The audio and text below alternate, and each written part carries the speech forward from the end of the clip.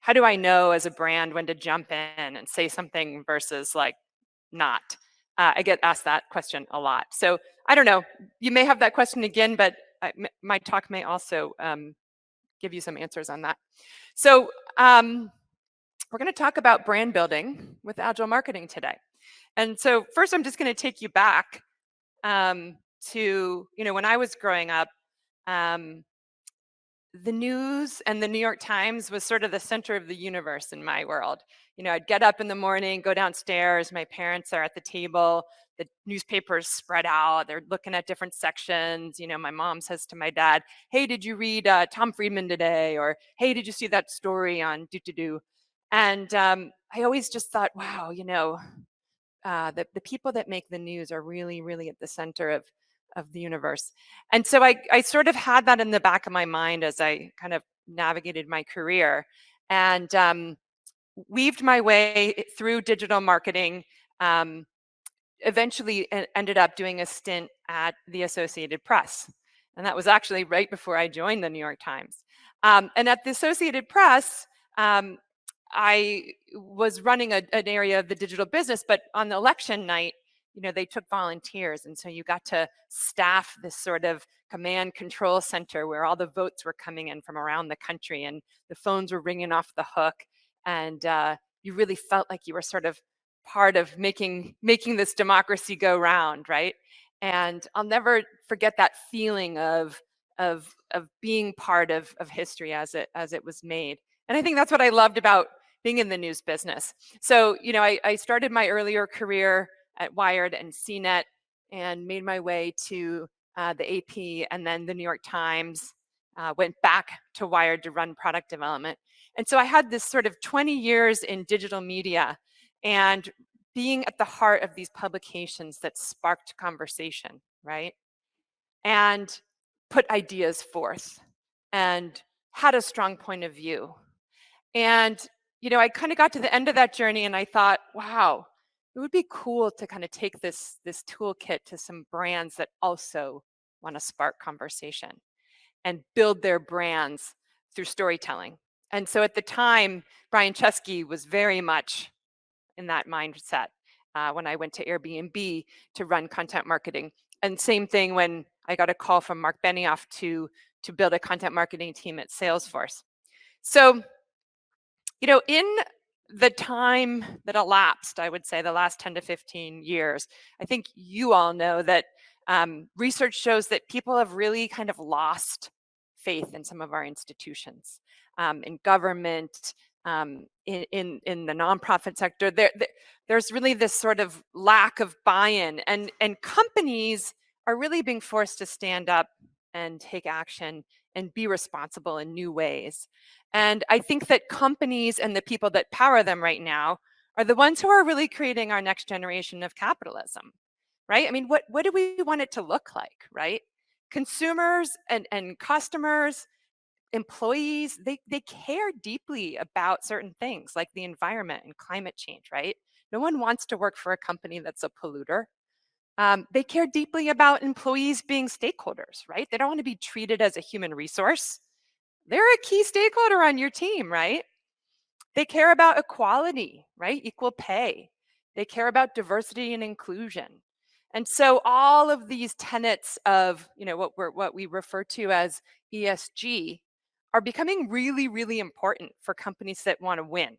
And not just win with customers and be profitable and successful, but win with great talent.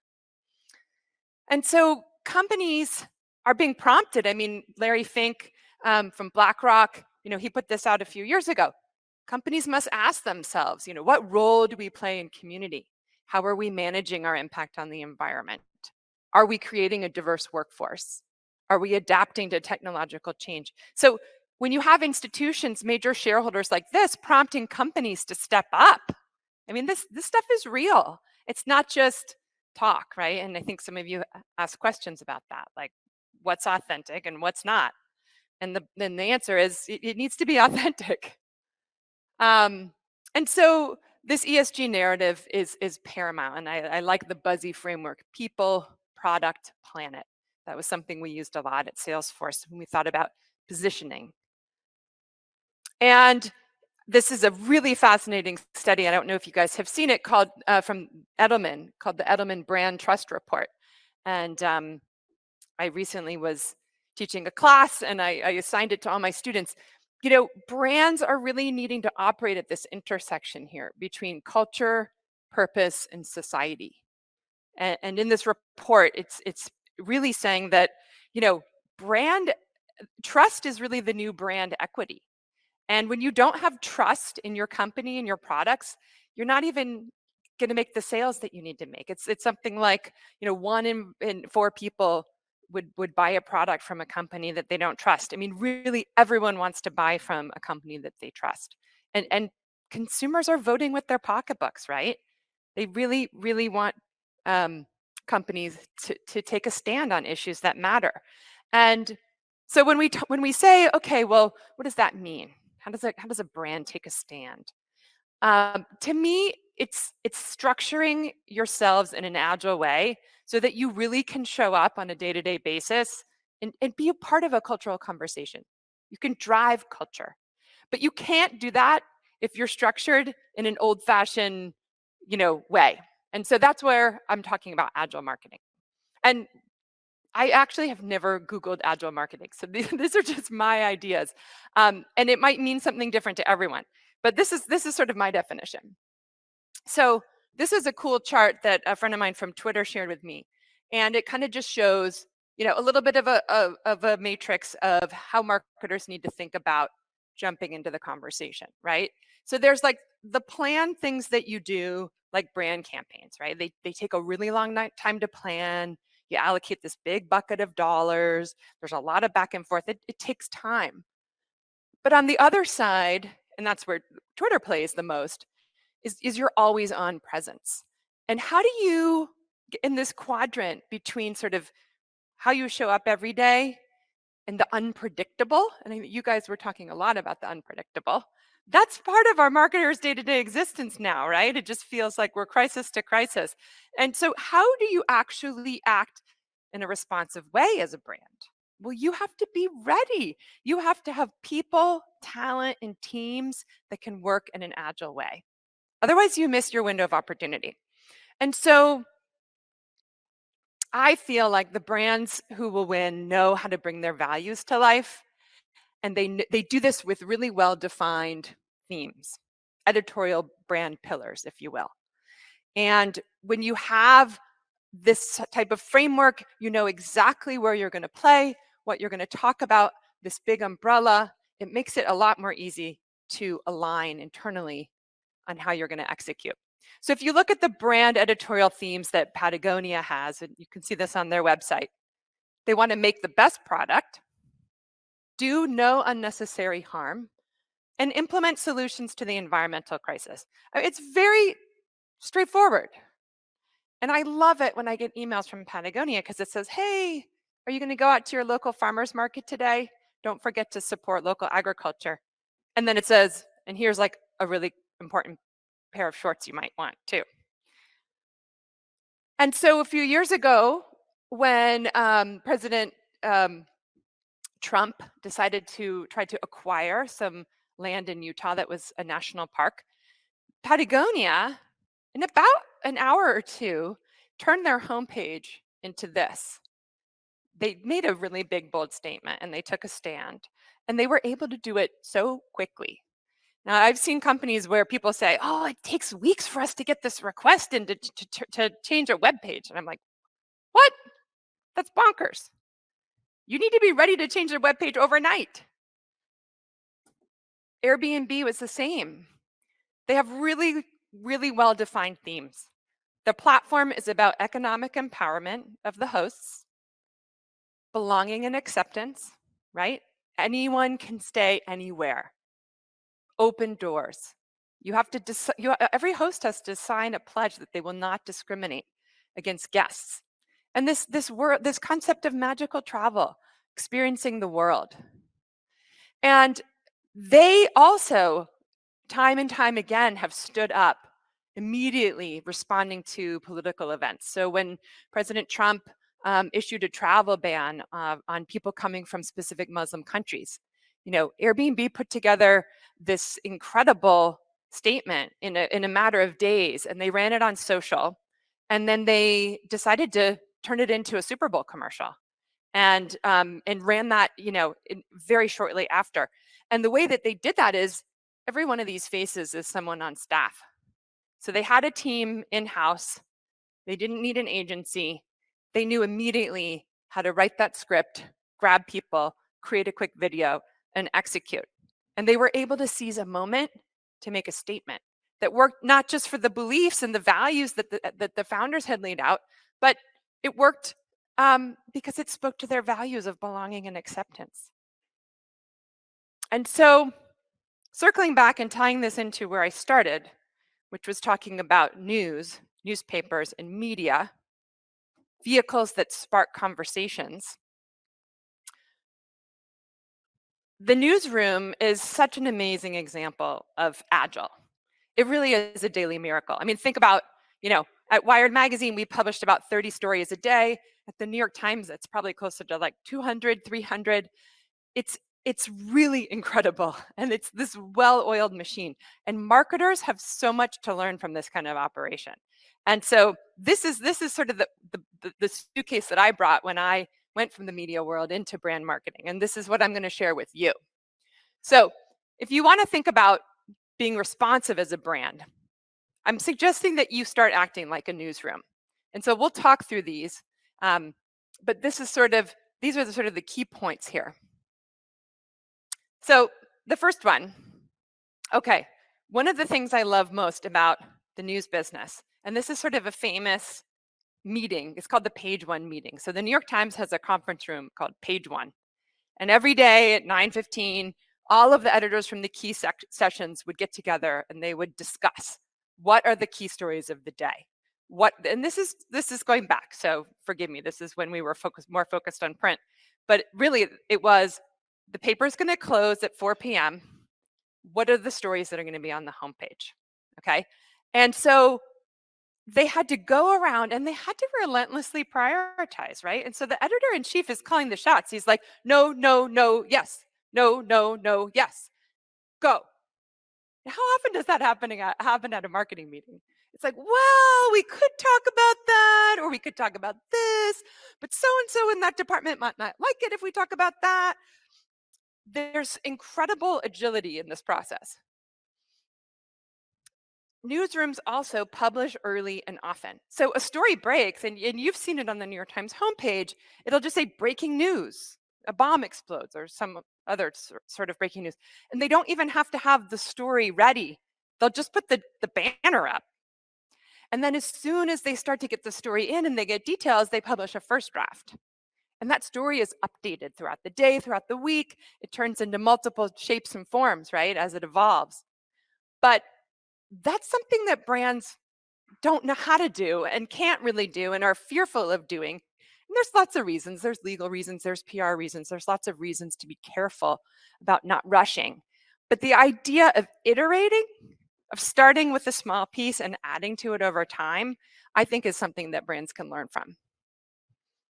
Now, then you're saying, okay, Haley, but the New York Times is the New York Times. They have reporters, editors, photo editors, graphics people, data analysts. They've got all of these people. Yes, they do. And that's what makes it work. They sit together, they talk to each other, they work together and collaborate in real time, and they're all right there. And so when the story breaks, boom, boom, boom, boom, how do we bring it together? And then, you know what?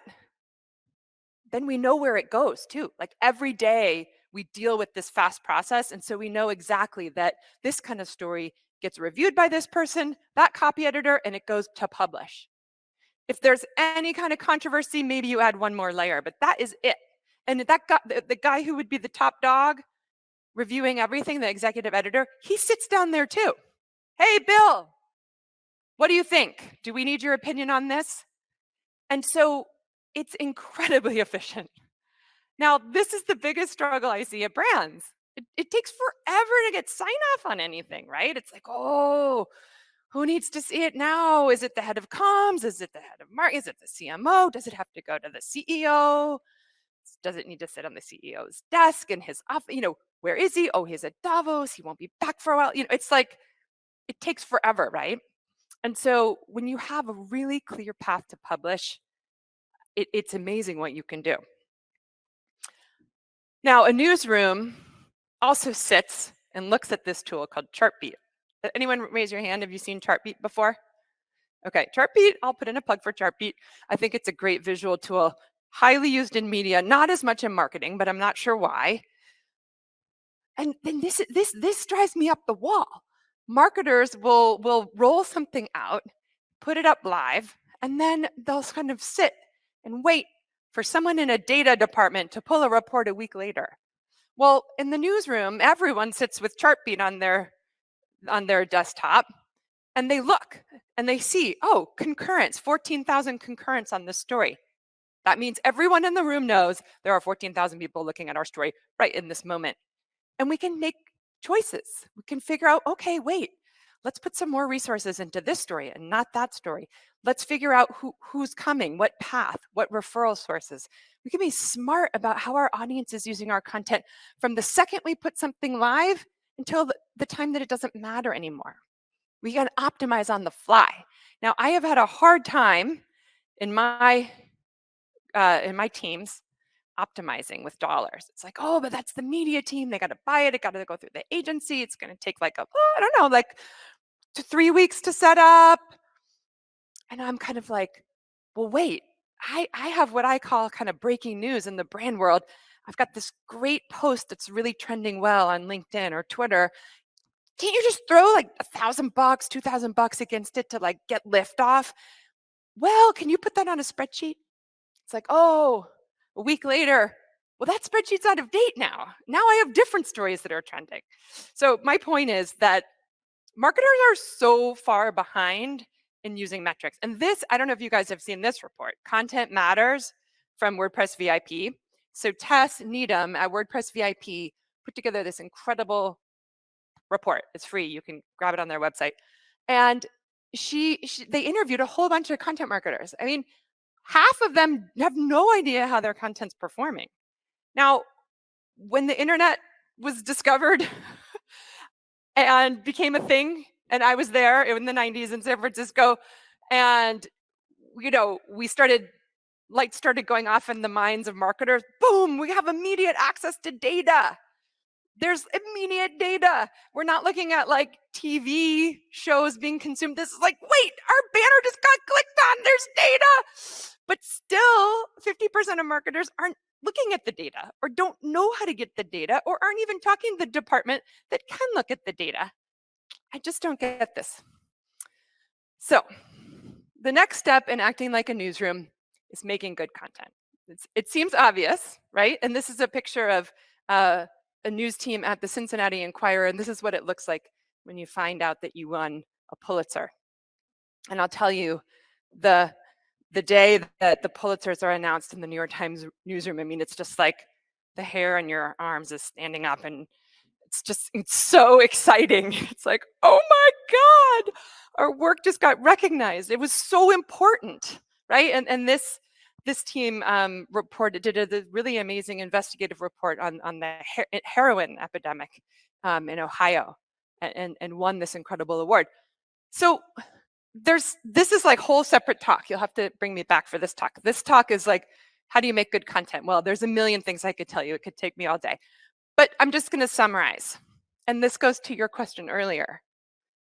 How do we know when we should talk, when we should show up as a brand? Well, is it ownable? Uniquely ownable. So, okay, let's say there's a topic, future of work. There's so many companies talking about the future of work, but what does our company uniquely know? And usually this comes from data and insights. So if your content should be insight driven, your research and insights team is your best partner in creating great content. What do we know about our customers? What do we know about the world? What do we know about trends? What do we know? And how do we translate that into something that's really relevant and valuable to an audience. So this is the idea of not jumping in as a me too. Like, don't bother National Donut Day, National Dog Day. I hate that stuff.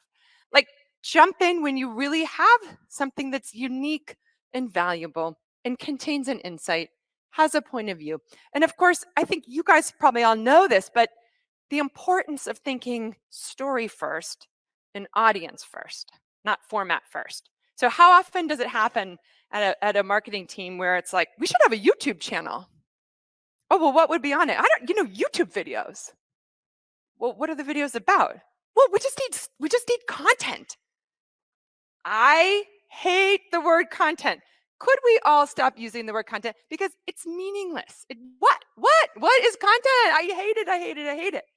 We're talking about stories, unique stories, right? Insight driven stories. So, what I want when someone says, can I have a YouTube channel? It's like, could I have a YouTube channel where we showcase our main editorial pillars by extending them into these types of narratives about these types of problems that we are solving for these types of customers? Okay, now I want to talk to you about the YouTube channel you want. So, don't be obsessed with format. Don't be like, oh, we should have a podcast. I love podcasts. It's like, okay, wait, let's just start with what is the podcast about? And is there a podcast that already exists on that topic? Because if so, maybe not. But if we have this really unique angle, let's do it. Anyone have questions on this? You can tell I definitely have a point of view on this one. Okay, so on the brand side, how do you structure the way a newsroom structures, or maybe inch towards structuring like a newsroom structures to be in a position to make news, to move culture, to spark conversations? Because really, it's about sparking conversations, right? I mean, when I went down to the breakfast table, my parents were like hotly debating the latest thing. I mean, the paper was sparking conversation. Doesn't every brand want to spark conversation? Oh, did you hear about that? What did you think? They do. So here's my little compare and contrast. I guess this slide feels out of order. It should have come earlier. But if you think about traditional brand marketing, what I love and love about brand marketers is they are research and insight driven, and they will go and commission research that's like deep and meaty and sometimes expensive, and it lasts a really long time. It takes forever to get it. And that informs the brief, right? The agency brief. Oh, it takes weeks to write the brief. Then you hand it over to the agencies, and then you wait and you wait and you wait and wait. Weeks later, they come back. Oh, they've got a concept. Let's review it. Okay, now we're going to go back and forth multiple times. And then we're going to start making something. It's going to be like gorgeous, high production values, just like artful. You love it. It wins advertising awards. It's beautiful. You spend the big dollars, you run the campaign, and then it's just like it's done. It's over. Bye. It's done. Okay. You don't really get to optimize it, and there's not really that much data that comes back from it. So this is why I don't love traditional brand marketing, and that's where I love and why I'm excited about marketing today, because I feel like it's going interesting places. Like, we're fixing this process. This is old-fashioned process. What I would say is a modern kind of marketing is agile marketing, right? It's taking the news playbook that I described and doing agile marketing. So here's my top 10. Take a screenshot. This is the takeaway.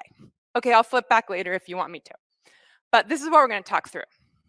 And I am also, I should say, not to conflate too many ideas and throw them all at you at once, but because I was in product development while I was working at the New York Times and at Wired, I ran an agile product development team. And so not only did I observe how an agile newsroom works, I ran agile software development. I had daily stand-ups. I had a roadmap with defined milestones and KPIs. I had buy-in because I was transparent about the work that I was going to do. So let's talk about that. So this concept of a roadmap, right? I mean, you could say marketers have like, you know, a plan, a strategy and tactics. But I like the thing that I think is unique about a roadmap when you're talking about software development is, you know, it spans over time. It's not like quarter to quarter. It's like, okay, over 3 years, we're going to build this incredible thing and we're going to chunk it off and we're going to do it in stages and we're going to test and learn and experiment and see what works. And to get this roadmap together, I have to go around the organization. I have to meet with you, meet with you, I have to meet with you. I'm going to get your ideas. I'm going to socialize the concepts and be like, are we all on board? It's totally transparent. I'm going to post it somewhere transparently. Here's the work. I don't feel like that happens in marketing. It feels a little more secretive to me. And I don't like that. So the other thing that you want to do is have a defined cadence. Like, when are you showing up? What are you committed to doing? What are you staffed and resourced to do, right? Do you have the type of team that has the size and scale to be active every day, right? I mean, at Salesforce, I ran the global social media team. We had, you know, 25 people. We were producing a lot of content every single day. I mean, we were staffed to do it. We were ready to do it. But not every brand can do that. So but take a stand. Like, we could do one thing a week. That's reasonable. We could do 5 things, but kind of a commitment to a cadence is nice.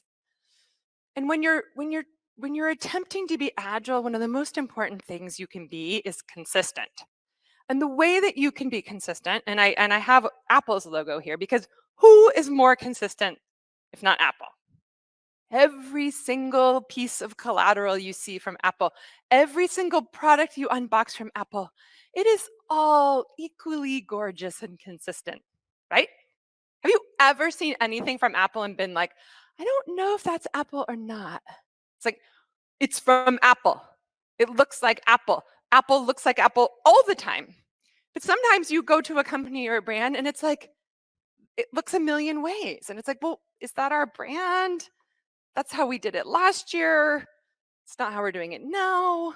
It casts doubt in a consumer's mind. So you need to be consistent. And what I saw work really, really well at Airbnb is amazingly clear guidelines.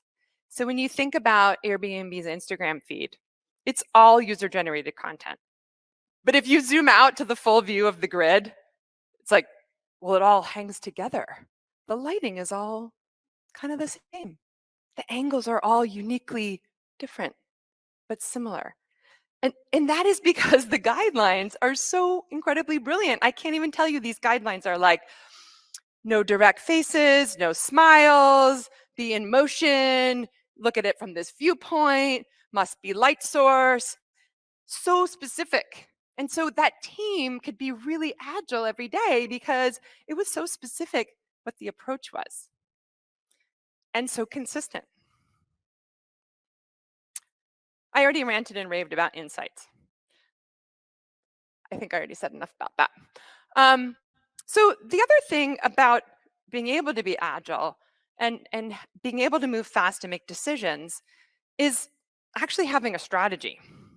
So actually, when I got to Salesforce a few years ago, my social team, they had been so under siege and teams would just throw stuff over and be like, post it, post it, post it. They hadn't even had time to really put together a strategy. And so it was really hard to say no. It's hard to say yes, hard to say no. It was like chaotic. This team's asking for that. And then, how can I say no when I have no strategy? So we worked to take a pause and put in a strategy, even a simple strategy that's like, well, I got this much time in the day. I'm going to spend this much time creating content that fits into the inspiration bucket, this much in the education bucket, and this much in the activation bucket. And this is just like a funnel framework, right?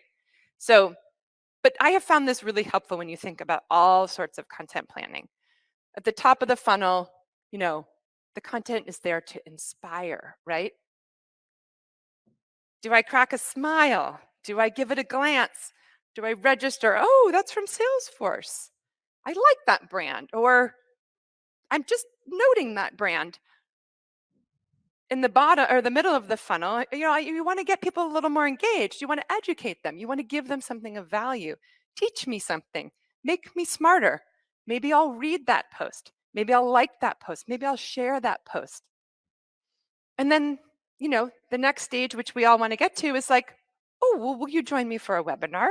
Could I send you my email newsletter? How can I engage you in a deeper way? And just having a simple framework where you can say to stakeholders, you know what, I'm over indexed on that bucket right now. I have so much content in the inspiration bucket. I can't accommodate any more there unless we blow up our strategy. So I like simple frameworks just to help people figure out what they can do. And again, I talked about how the newsroom makes decisions about what to publish and who has to sign off. How can you do this in a marketing team? Figure out how to streamline it and plan ahead. Who needs to see it? When will it be available? So that content's not waiting around getting old. And I know that brands and companies don't have the same pools of talent that the New York Times newsroom does. But there are certain kinds of talent that I have hired and look to hire for my teams that resemble the kind of skill set that you find in a newsroom. And for a social media team, I love this role of sort of multimedia journalist or multimedia jackknife, like the kind of person that can write copy, grab an insight, figure out what's trending, grab an image, slice some and dice and edit some video, and put together a quick and short story all on their own. Like, these people exist. There's amazing programs at Berkeley and elsewhere that are putting out amazingly talented, mostly journalists. But I'm telling you, these are people that you need to lure into the brand marketing world because they know how to tell stories. And they're perfectly suited for our fast moving pace of the channels that we have to prioritize these days, right? I mean, social is the front lines, I think. That's where we are engaging with customers and prospects every single day. If you're lucky, right? If they follow you. I also have hired so many journalists to work on, the corporate blog, email. They understand the voice and the tone that connects with humans. I have found that when you look at a body of content that come from product marketers who are brought up straight up through the product marketing funnel, and no offense to anyone who is, but it's filled with product first, feature first content. And it's not looking at an audience first approach. What problems am I solving for this person? What insights am I offering? What value can I bring? And so thinking about unconventional types of talent to staff your marketing teams is where I think that there's a lot of room to introduce new energy, new ideas, and new ways of working. And I think I mentioned this up front, but when you think about agile product development, you have a mindset that's all about experimentation. This classic Silicon Valley, you guys are probably like, yeah, we know. Fail fast, launch often, launch early, fail fast, learn. But that stuff is good stuff, right? Lean startup method. So experiment, build, test, launch, move on, right? Move on. Like, if you put something out there and it didn't engage, it didn't work, just call it. Let's not do that anymore. Let's pivot, right? And it's harder for marketers to pivot because they've got so much lined up against stuff. But pivot where you can pivot. Make that call. Don't be stuck in something that doesn't work for so long. And you need the right kinds of tools to do this too, right? Like, you need editorial calendaring tools. This is a terrible visual. By the way, all my visuals are pretty terrible because this is not my forte. But you need the right types of tools. So everyone is set up to be looking at the same overview, the same systems. Everyone can see what's coming out. When does it happen? What's the cadence? Who's the audience? And then I can figure out, okay, well, this could go here and this could go there. So again, I like the transparency that you can get with certain types of tools. Okay, I'm going to pause and take questions. And I'm doing a time check. Where's my time check? Okay. Because I can talk about this case study, um, but the last panel covered a lot of these themes. So can we take any questions that you guys have now about this before I continue?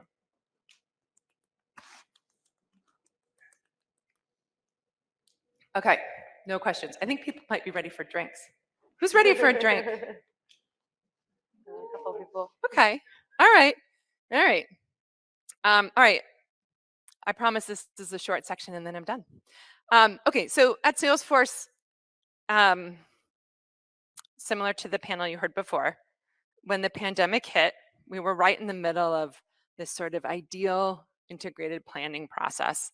And my mission there was to really shift the mix a little bit so that content would be a little bit bigger piece of the overall marketing mix, and to really help the existing marketing teams figure out, like, well, how do you do content? What role does it play? How does it play with the other marketing efforts? And so we were going about this really like thoughtful strategic planning process. And then of course COVID hit. And so we had all of this work going in for these plans for each of the lines of business. And we had to pause.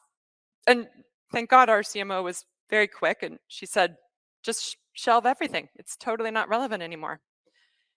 And so we told everyone to pause and we said, we'll be right back to you, coming up with a framework. And I came up with this phrase, leading through change. And it was just all about helping our customers get through the crisis. Super simple. A lot of brands ended up doing this. But we were super agile with it. We literally started a spreadsheet. And again, like, we didn't have the fanciest planning tools for content. We started a spreadsheet and we gave instructions to about 1,000 marketers.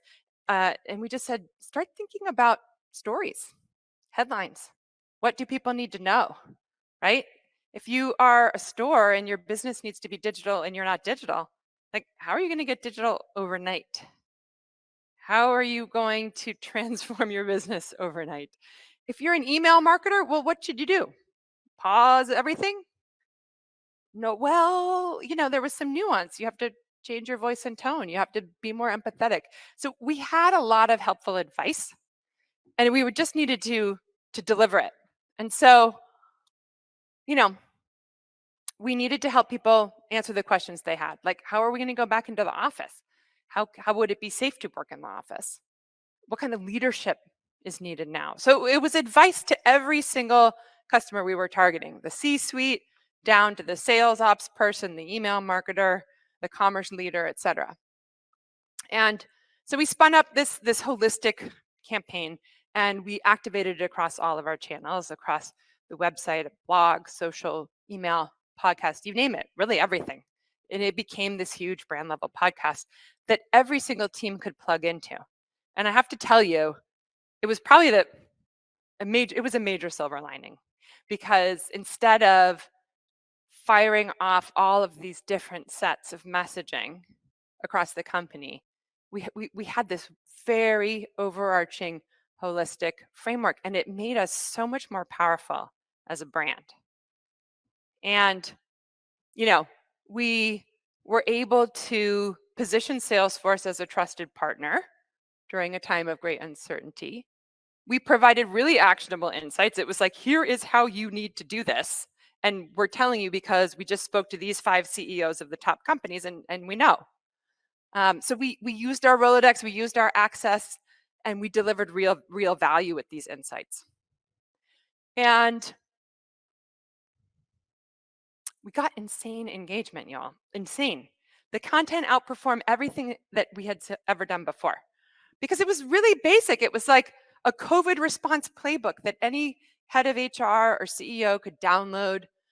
We had scenarios about how COVID would impact business. I mean, everyone wanted to know this stuff.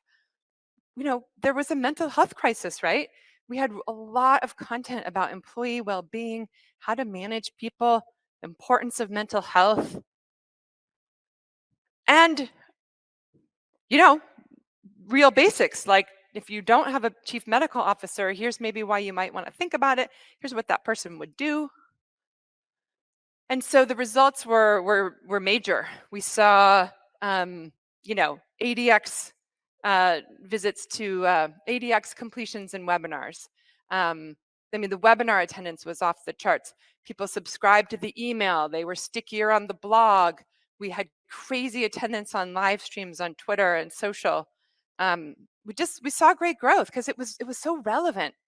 And over the last few years, Salesforce has been moving up in the interbrand ranking. And I like to think that all of this work we did, activating as a brand and really leading with these values-driven messaging, content that was relevant and needed, instead of pushing products and launches all the time, I think that really contributed to this lift. And partners like Twitter, they loved it.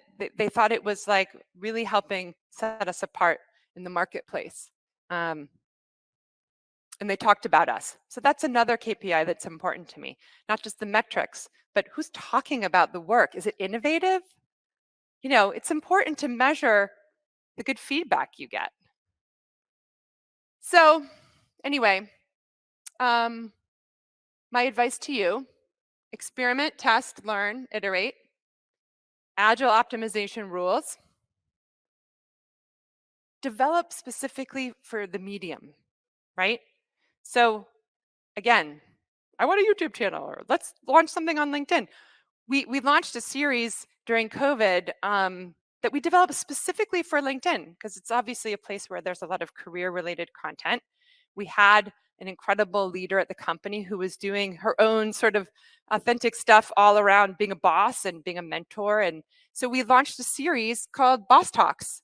And it was one of the first long-form video series on LinkedIn from a brand. And it performed incredibly well. And you know why? It's because it wasn't like, we didn't say we have a product launch, let's create a series around it. It was like, we have something awesome that's already happening here. Let's make that a thing. Let's invest in it. And that's one of my favorite ways to think about creating content and figuring out what works. It's like looking for things that are happening, right? It's not always like starting with the strategy, but actually like looking at what's working organically. And it's so important with all this work, to set your goals and your KPIs in advance, and then kind of track the progress along the journey and share it out, right? Be transparent. Here's what we're seeing. How are we going to get that up? Here are some of the real specific steps you could take as a team to write a better headline, to optimize that subject line, right? So my team, as a center of excellence, started offering really specific instruction to all the other teams. And we created leaderboards, and we were like, here's who's winning, here's who's losing. What are you going to do, losers? I mean, that wouldn't have been my comfort zone, but my management was like, let's do it. If you really want people to buck up, like, it's competitive, put them side by side, tell them how to make it better, right? And it worked. And I said that before. Don't wait too long before you pivot your strategy, right? You try something, it doesn't work, try something else. So that's what I got. Thanks for having me.